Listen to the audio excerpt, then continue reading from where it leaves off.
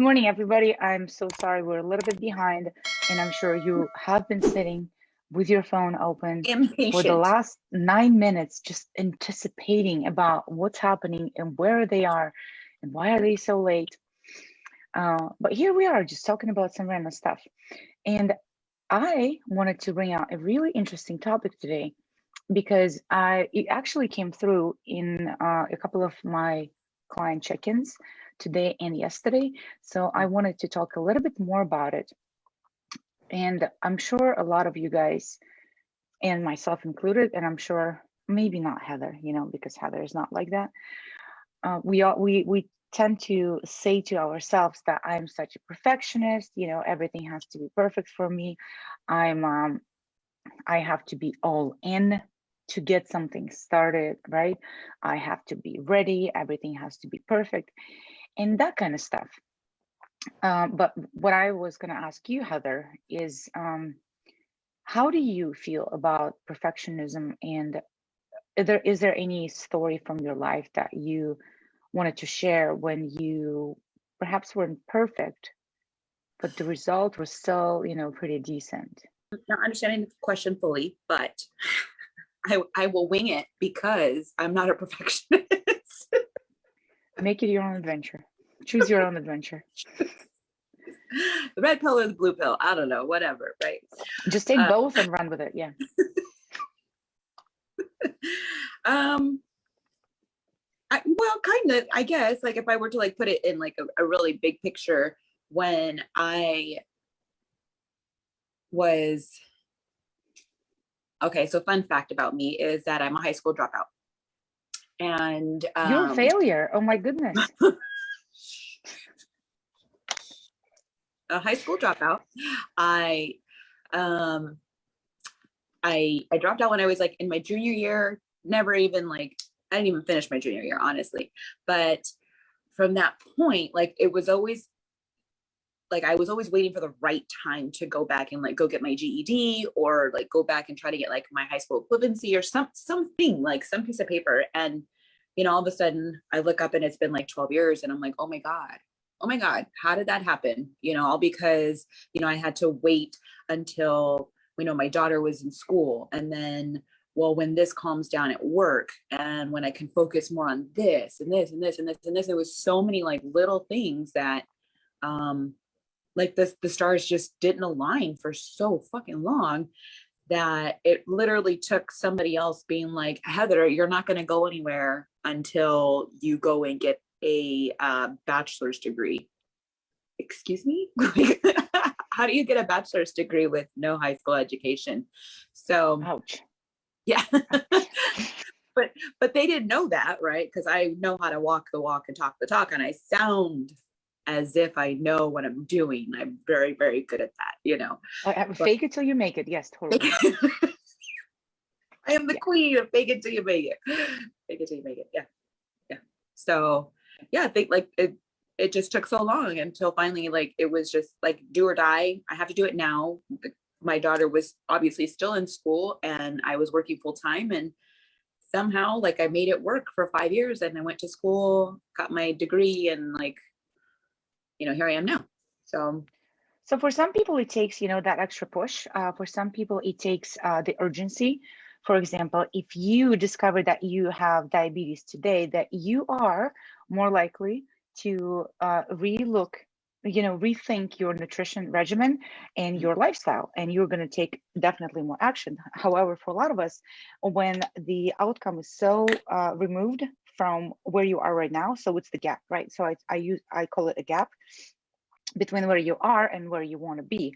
If the gap is so long and it's going to take so long to shorten that gap, then we are not likely to take action because we always wait for a perfect moment, for the right time, or I have to make it perfect, otherwise I'm not even going to start it. I have to be all in. But here's the reality. If we look at this, people say it's the extremes. If we look at it as perfect is on one side and then nothing is on the other side. If we take, for example, diet, okay? I'm just going to call it diet, because that's just the most appropriate word here. So perfect diet would be eating 3 meals per day, 2 snacks, making sure there are vegetables in each meal. There's like no, I don't know, sugar, no ice cream, none of that. And on the other side of the spectrum would be eating fast food every day, drinking soda, and all that kind of stuff. So that would be perfect and garbage. Mhm. But if you think about it a little bit more, you can always perfect the perfect a little bit more, right? Mhm. You can make sure all of your vegetables are organic. You can make sure your fruits are organic. You make sure that your water is filtered. You make sure that you eat fucking acai every day. I don't know, like you come up with ideas. And you can also make the garbage a little bit shittier too. You can make sure that you eat twice as much fast food. You can make sure that you eat like 3 desserts per day, not just two, which, if you start thinking about it, that makes the spectrum longer. And so the perfect and the garbage definition that you had before end up being closer to the middle rather than on the ends, Mhm. Mhm. right? Which will tell you that there is no perfect and there is no garbage, because you can make either better, Or worse. which tells me, or worse, exactly. You can make garbage a lot better or worse. So that makes you always being somewhere in the middle of the spectrum and not on the other side as you think you are. So with all this, this is cognitive behavior. Okay, so this is what I'm talking about. This is how our subconscious works. This is how our uh, prefrontal frontal cortex works. This is just how our brain works. Because by looking for perfect, we're subconsciously procrastinating because we can, Mhm. because we either scared to do that, because the perceived effort maybe is too high, maybe because we were taught that we're not worth it. So it's actually a legit reason that people procrastinate on so many things. But in the end, it is still procrastination. And that is the only word that describes it. Perfectionism equals procrastination. Mhm. So with Mhm. all those words, how we call ourselves, I'm such a perfectionist. No, that's bullshit. You're a procrastinator. But nobody wants to say that about themselves, right? Mhm. So we would much rather create this illusion of, I need everything to be perfect, and I'm just going to sit here and wait until the perfect moment, which is not going to come. Because number one, you don't even know what that is. You don't know how to describe that. You don't know how to get there. And because of that, you're sitting and waiting, coming up with other things that need to be done before. I need to get on this new diet. So first, I'm going to look up all the ideas about meal prep. Now I'm going to ask all the friends about what kind of diets they're doing. Now I'm going to find out if there's a fat burning pill that I can take. Now I'm going to find a gym. Now I'm going to find the exercise. With all this planning and zero doing, Mhm. you're getting exactly nowhere. Mhm. Mhm. Mhm. And that's what perfectionism is. Mhm. And it doesn't matter what it is, doesn't matter what area. But if you think you're a perfectionist, you're not serving yourself in any way. Mhm. All Mhm. you're doing, you're holding yourself back. Mhm. And that's what 90% of people's problems are. People hold themselves back by putting labels on themselves and by creating an illusion of something they want to do, but they don't know what that is. Okay. Okay. Okay. You got me. You got me. You got me. You got me. Okay. Because I see, I always like when you first like come up with your topic, I'm like, okay, I don't get it, but okay, I'm gonna let you like coach me through it. I'm gonna listen, open my mind. Okay, I get it now though. So this is like a prime opportunity to be like 100% transparent. Um, Yes. we it's so funny because oh god, it's terrible. I can laugh about it because I recognize these things in myself. But these last like 3 months, I think, yeah, oh fuck, really? Yeah, like 3 months, I was on like a different nutrition plan, right? Where I was going through more of a strength training, powerlifting phase of calorie surplus and then maintenance. And then, my coach was like, well, Heather, the weight loss part or the cut, it should be like easy for you because you know how to lose weight. You already know what that takes. You've had years of experience. And I'm like, yeah, no big deal. So I should have been in my cut, honestly, for like a month, right? But it was always something. Well, I'm training for this and I need the calories for that. And I'm going to go do Whitney and I'm going to need the calories for that. And while I'm here, I'm on vacation, I'm going to have the cheesecake, right? And that's like 2 weeks ago now. And I also saw you posted you had a beer in your Instagram story yesterday, but none of my business. I just noticed things. My macros. But it's not perfect. It's not perfect. I don't strive for perfection, right? But it's funny the way you put it, because I had been waiting for the right moment to get back on track and dial in my nutrition 100%, which basically meant I was winging it and never really doing anything with it. And I thought about it especially this week. So today's Wednesday, right? So like I'm on day three, I can show my fingers, 3 of giving myself a little bit more grace, but also holding myself just a little bit more accountable. So I was like, okay, Heather, you haven't gone to the grocery store. Why? Because I just fucking hate grocery shopping, but I haven't done that, but I still have food and there's still things I can do. There's still things I can do to put me back on that. I'm like, you have like 20 pounds of frozen chicken, defrost a bag, freaking cook it. Okay, done. All right, make a pot of rice. Okay, done. Like there's so many like little things that like I was holding myself back from just because I didn't have a full fridge of every fucking vegetable that I was going to let go bad anyway, and just taking those like little things. And I'm like, okay, great. Now I have 3 whole meals every single day for at least the next 4 days to get me through and to help me stay on track. So I'm wondering if this is what you mean by being. That is actually like, this is a very good example. And the thing is that you can find examples like that in your life, like in your daily life. And again, it's going back to the topic that we talked about last week or the week before. I don't know if it was here, if it was in my private paid group that we have, when we talked about the fine line between doing okay and being complacent. Because there is a fine line. You cannot be perfect, but still strive to be better. Yeah. You can do that. Or you can say, I'm not perfect, because you're looking for attention. You are looking for validation. But, that was my next one. Right. But mostly it's you looking to validate yourself. Yeah. But who is that good for? Not me. It's not serving anybody. Just because you validate your own actions, like it doesn't make your life any better. It's not I'm going to not perfect. Yeah.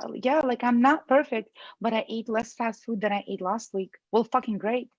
Where does that take you? Yeah. Right. Where does that take you? Nowhere. Oh, this may sound familiar to somebody here, but I ate 2 Pop-Tarts today, but I burned 900 calories on my run today. Well, great. Congratulations. How is that serving you? Oh, okay. That's the other part of it too. So like, come on, like just be a little bit more honest with yourself. Stop telling my business, Vera. Jesus. Yeah, so I had a beer, but I went to that run because there was a beer. But I finished my macros. But the thing is that you are the only one that knows if you're actually okay with that or not. Right. Just because you say it out loud, it doesn't mean you're okay with that. Right. And if you go to bed still beating yourself up for your actions, then you have a deeper issue than diet, beer, running, and all of that. Right. It's not going to fix issues that the issues that you are not okay with your own actions. Yeah. Right. And that means you're never going to be satisfied with any results that you have. Exactly. And so like you bring up the beer, and maybe, Heather from 6 months ago, a year ago, or whatever, would have been maybe embarrassed or like ashamed of it or like regretful of it. Like now I'm just like, it happened. It is what it is. I don't feel bad about it. Like I don't even need to give the justification that I fit it into my calories. Like I drank it, it's done, but what am I going to do today? What am I going to do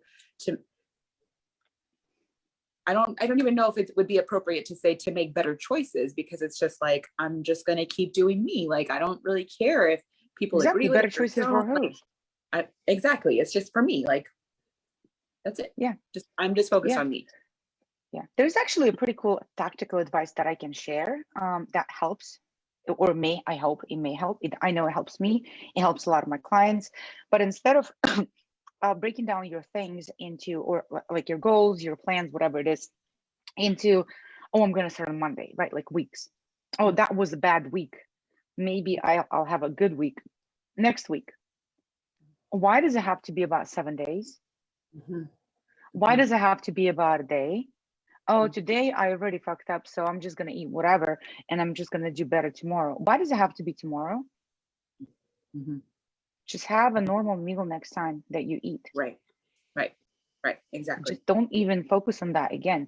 Because so I think the coolest part is like when you start to understand that there is no end goal, there is no definite outcome, because you don't know. You cannot predict that because you cannot see the future. So by predicting the outcome, you are deserving yourself. You are robbing yourself of the satisfaction of the actual process Mm-hmm. and enjoying the process and discovering the outcome. You're robbing yourself of that experience. So you keep living in the future instead of actually doing, like, what am I going to have for my next meal? Mm-hmm.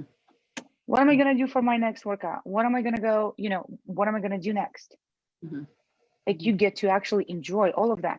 And all of these actions, the imperfect actions that you keep repeating, they're going to shorten that gap. And so a lot of people come into my program, they're like, well, I want to lose 40 pounds. I'm going to lose 60 pounds. How fast can I lose 20 pounds? And I don't know. I don't know. There are statistics, there are numbers. If you do this and this and that, and all of your behavior is quote unquote perfect, but we aren't.